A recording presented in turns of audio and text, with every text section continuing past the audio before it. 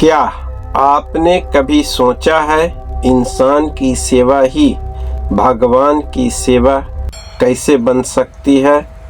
आज हम जानेंगे एक ऐसी प्रेरणादायक कहानी जो आपकी सोच बदल देगी। यह कहानी है रामकृष्ण मिशन की। इस मिशन की स्थापना स्वामी विवेकानंद ने की थी।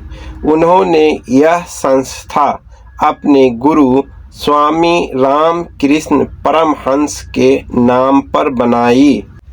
इस मिशन का मुख्य उद्देश्य था लोगों तक यह संदेश पहुंचाना कि ईश्वर एक है और उसे पाने के कई रास्ते हैं।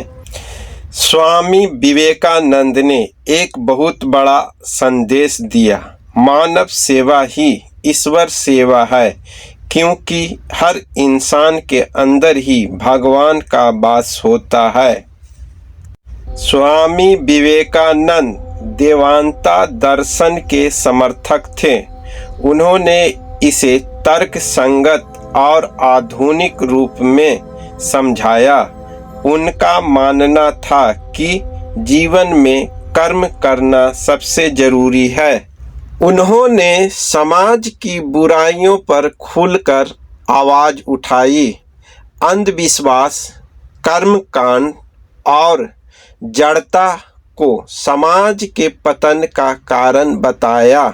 स्वामी विवेकानंद ने छुआछूत, जाति प्रथा और भेदभाव की कड़ी निंदा की। उन्होंने सिखाया कि सभी इंसान बराबर है। उन्होंने लोगों से कहा, अपने अंदर स्वतंत्रता और समानता की भावना लाओ, तभी समाज आगे बढ़ेगा। You are not alone in this तो journey. याद रखिए, अगर आप I किसी feel such की peace मदद now. करते हैं तो Everything आप will be भगवान alright. की ही सेवा कर रहे हैं। यही है रामकृष्ण मिशन का असली संदेश। अगर आपको यह कहानी पसंद आई है तो लाइक करें, शेयर करें। धन्यवाद।